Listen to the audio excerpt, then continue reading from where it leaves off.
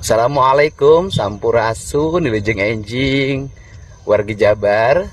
Semoga bahagia selalu dan saya mengucapkan terima kasih pada para netizen, warganet seluruhnya, saudara-saudaraku yang terus memberikan doa, harapan dan dukungan terhadap langkah-langkah yang saya lakukan, sehingga langkah-langkah ini memberikan manfaat bagi kehidupan kita hari ini dan kehidupan anak-anak kita di masa depan.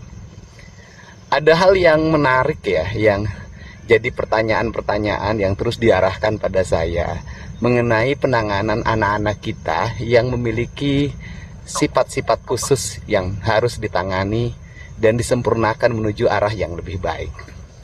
Pertanyaan yang pertama adalah, harusnya gubernur itu melakukan upaya-upaya untuk menciptakan kehidupan anak-anak itu sehingga nyaman saat di rumah, nyaman saat di jalan, dan nyaman saat di sekolah. Ketika bicara nyaman saat di rumah, tentunya itu adalah wilayah privasi keluarganya. Tapi dari sisi kebijakan kan saya hari ini sudah mulai membuat kebijakan yang tidak ada listrik, dinyalakan listriknya. Yang rumahnya jelek secara bertahap berdasarkan kewenangan yang dimiliki oleh kami, rumahnya diperbaiki. Nah, tetapi ketika di keluarga itu ternyata anaknya banyak, kamarnya cuma satu, yang membuat anaknya sudah dewasa ini tidak nyaman tinggal di rumah karena tidak ada ruang privasi dia untuk tidur, untuk istirahat. Kan ini yang saya maksud, bahwa diperlukan keberhasilan program keluarga berencana sehingga jumlah anak jangan terlalu banyak karena sulit terkendali. Tetapi kan muncul lagi bahwa itu melanggar hak-hak privat seseorang. Padahal tidak ada paksaan untuk diajak masuk keluarga berencana, baik keluarga berencana laki-laki maupun keluarga berencana perempuan.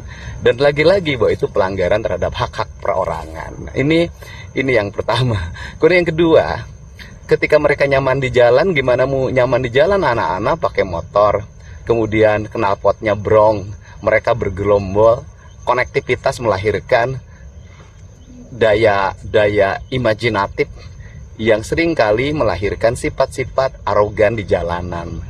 Sehingga yang di bawah umur saya larang berkendaraan bermotornya dan penggunaan knalpot brong. Dan itu pun kurang mendapat respon positif ya dari orang-orang yang sangat mengerti tentang pertumbuhan dan perkembangan anak.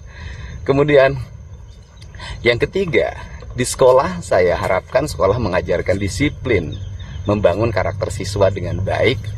Lagi-lagi mereka di sekolah terkoneksi dalam sebuah kelompok yang fanatis terhadap sekolah, sehingga mereka akan menghantam siapapun yang berlawanan dengan sekolahnya. Ini kan problem ini juga harus diselesaikan secara bersama. Sekolah-sekolah harus tumbuh tanpa harus membangun sifat konektivitas siswa yang melahirkan fanatik berlebihan terhadap sekolahnya. Nah, ini juga secara bertahap lagi saya benahin.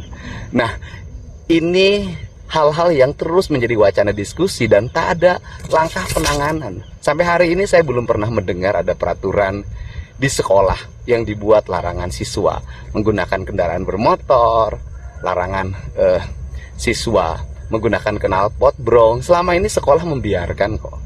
Nah, kemudian yang menarik lagi, pertanyaan kemarin adalah, Kang Didi harus menciptakan di dalam rumah itu kehidupan yang nyaman. Loh, kalau ibu bapaknya bertengkar tiap hari, apa gubernur harus ngurus rumah tangga orang?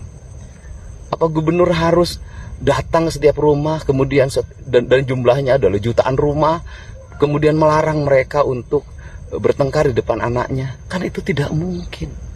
Nah, seluruh rangkaian itu hanya bisa diciptakan dengan kesadaran kita. Dan harus ada upaya-upaya jangka pendek yang kita lakukan, yaitu dengan kegiatan yang hari ini mendisiplinkan siswa, kemudian melibatkan TNI sebagai tenaga pendidik, disiplin karena tenaga pengajar keseharian oleh gurunya, dan menggunakan tempat pelatihannya. Jadi ini adalah pendidikan disiplin yang dijalankan oleh anggota TNI. Apakah itu bertentangan dengan undang-undang?